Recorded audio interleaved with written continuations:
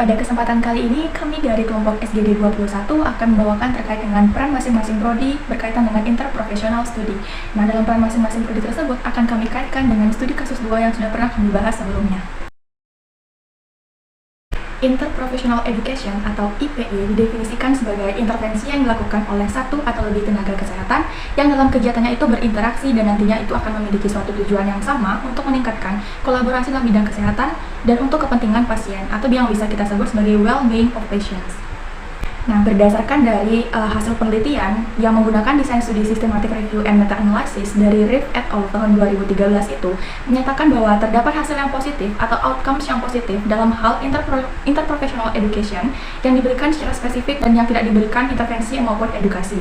Nah, selain itu, manfaat dari kita mempelajari IPE ini itu adalah untuk memberikan wawasan tentang peran, kewajiban, dan tugas dari masing-masing tenaga kesehatan sehingga nantinya dalam menjalankan profesinya itu dapat mengetahui batasan-batasan hak, kewajiban, serta tugas yang harus mereka kerjakan tanpa saling melanggar hak masing-masing.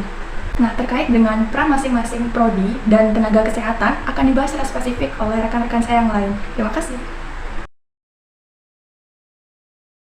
Peran program studi sarjana kedokteran dalam Interprofessional Education atau IPE diantaranya adalah menentukan kemungkinan logis kepada pasien dengan menggunakan anamnesis Sievert-7 dan Fundamental 4. Kemudian, setelah menemukan diagnosis, pasien harus diberikan perawatan secara intensif. Selain itu, dokter juga berperan dalam pencegahan, di mana dokter dapat memberikan edukasi kepada masyarakat terkait dengan beberapa penyakit, khususnya dalam hal ini adalah HIV/AIDS.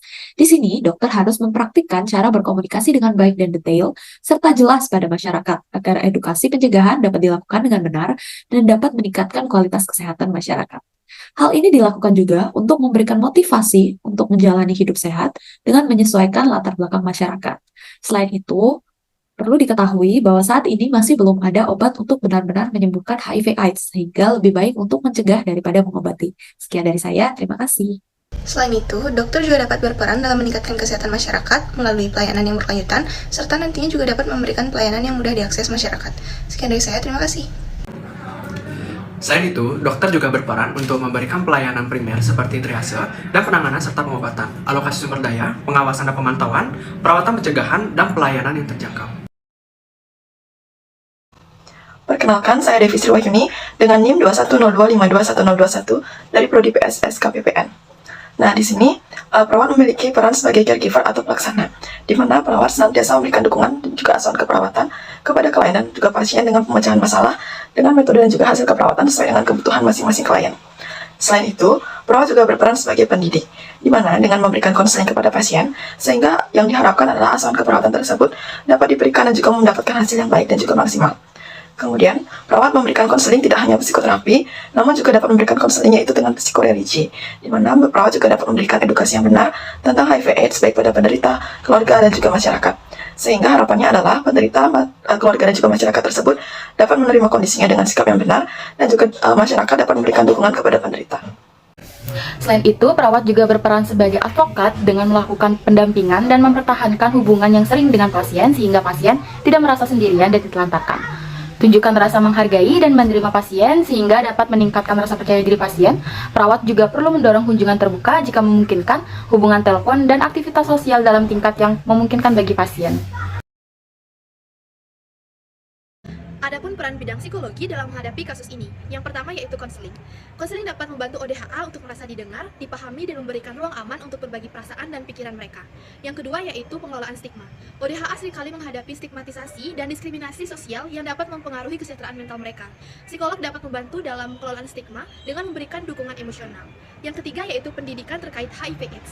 Psikolog dapat memberikan informasi yang akurat dan mendukung ODHA dalam memahami, mengelola kondisi mereka, serta terapi yang tepat yang dilakukan untuk mengurangi dampak psikologis dari kondisi tersebut. Perkenalkan, nama saya Aristanti Pratiwi dengan NIM 2102531121 dari program studi sarjana psikologi. Psikolog dapat membantu ODHA dalam mengambil keputusan penting terkait perawatan kesehatan seperti memilih pengobatan sesuai atau memutuskan apakah mengungkapkan status HIV mereka kepada orang lain.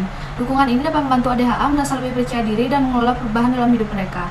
Psikolog dapat membantu ODHA dalam proses pemilihan psikologis setelah diagnosis dan selama perawatan HIV/AIDS. Mereka dapat membantu mengidentifikasi dan mengatasi masalah emosional yang muncul, membangun kembali kekuatan dan sumber daya, serta menolong kualitas hidup yang lebih baik. Psikolog juga dapat memberikan dukungan kepada anggota keluarga dan pasangan ODHA. Mereka membantu Keluarga dan pasangan memahami kondisi ini, mengatasi emosi yang muncul, memperkuat hubungan interpersonal. Perkenalkan, saya Arya Artanti dengan NIM 21025411021 dari program studi sarjana fisioterapi. Adapun peran fisioterapi secara umum adalah perawatan rehabilitasi dan manajemen nyeri. Dalam kasus HIV dan AIDS, fisioterapi juga dapat mengambil peran untuk membantu pasien dengan cara memberikan intervensi berupa progressive resistant exercise dan moderate intensity aerobic exercise, karena dinilai memiliki manfaat fisiologis dan imunologi yang signifikan bagi orang dengan HIV yang menggunakan obat antiretroviral. Selain itu, fisioterapi juga dapat menangani masalah pernafasan yang dialami orang dengan HIV/AIDS dengan cara meningkatkan kapasitas paru-paru dan mengurangi sesak nafas dengan exercise yang sesuai. Dan juga dapat mengurangi komplikasi muskuloskeletal melalui manual terapi dan terapi latihan. Perkenalkan, saya Nilo Putu Sintia Pratnya Paramita dengan NIM 21025611046 dari program studi sarjana kesehatan masyarakat. Adapun peran mahasiswa kesehatan masyarakat dalam mencegah HIV/AIDS, yaitu dapat berupa tindakan promotif dan juga preventif. Promosi kesehatan dapat dilakukan dengan cara penyuluhan kepada masyarakat yang bertujuan untuk menurunkan jumlah kasus baru dari penyakit HIV/AIDS. Selain itu, ada juga menghilangkan stigma dan diskriminasi terhadap pasien dengan pengidap penyakit HIV/AIDS. Tidak lupa juga mengedukasi masyarakat tentang pengobatan dari penyakit HIV/AIDS. Adapun upaya preventif yang dapat dilakukan adalah edukasi pencegahan perilaku beresiko yang dapat dilakukan baik oleh kita sebagai mahasiswa, tenaga kesehatan, bahkan masyarakat umum. Edukasi dapat menyasar pada populasi rentan, sehat, maupun populasi yang sudah terpapar. Upaya preventif lain dapat juga dilakukan yaitu berupa screening, testing, dan juga tracking, sehingga dapat meningkatkan akses perawatan dan juga pengobatan yang memadai, sehingga mengurangi perawatan di rumah sakit dan juga angka kematian akibat penyakit HIV/AIDS. Tenaga kesehatan masyarakat memiliki peran utama dalam memahami pola-pola promotif dan preventif HIV/AIDS di masyarakat, yang artinya sebagai seorang ahli kesehatan masyarakat harus mampu dalam melihat penyebab dari suatu penyakit dari berbagai faktor seperti pribadi, sosial ekonomi, lingkungan, hingga kebudayaan masyarakat, mencegah agar kejadian dari HIV/AIDS terkendali dengan merancang suatu program pencegahan penyakit hingga deteksi dini, dan memastikan masyarakat mendapatkan pelayanan kesehatan dengan mudah dan juga adil. Perkenalkan, nama saya Kusuma Dewi dengan NIM 2102557 dari program studi Sarjana Kedokteran Gigi dan Profesi Dokter Gigi.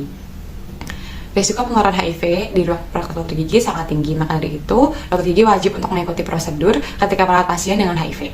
Prosedur ini dinamakan dengan kewaspadaan universal yang bertujuan untuk melindungi pasien dan petugas kesehatan dari penularan HIV. Pada kasus tersebut, pemeriksaan dokter gigi menunjukkan kondisi lesi oral berupa papiloma, dan pada pemeriksaan lanjutan ditemukan kandidiasis dari membran akut, pigmentasi, periodontitis terkait HIV, dan hydrocoplakia yang merupakan tanda pada rongga mulut terkait dengan adanya infeksi HIV pada pasien.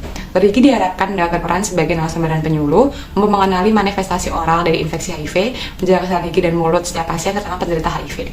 Pengetahuan dalam penegakan diagnosis dan tata laksana pasien HIV juga sangat dibutuhkan oleh dokter gigi karena akan mempengaruhi perilaku perawatan pada pasien.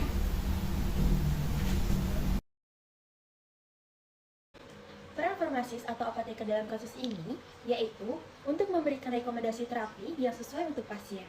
Nah, di mana pasien dalam kasus ini didiagnosa menderita HIV. Salah satu terapi yang dianjurkan untuk pasien tersebut yaitu pemberian obat antiretroviral atau ARV yang dapat mengurangi perkembangan virus HIV. Namun, obat ARV ini tidak dapat diberikan dalam bentuk tunggal, melainkan harus diberikan dalam bentuk kombinasi untuk mencegah timbulnya resistensi dan efek samping untuk jangka waktu yang lama. Nah, selain itu, peran farmasis juga untuk memantau kepatuhan pasien dalam menjalankan terapi dan memantau efek samping yang ditimbulkan obat ARV.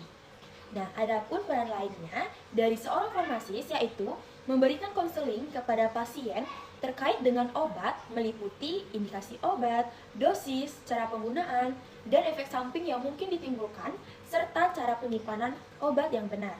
Nah, dalam hal ini, seorang farmasis juga dapat menjawab pertanyaan yang dimiliki pasien terkait dengan obat yang diberikan.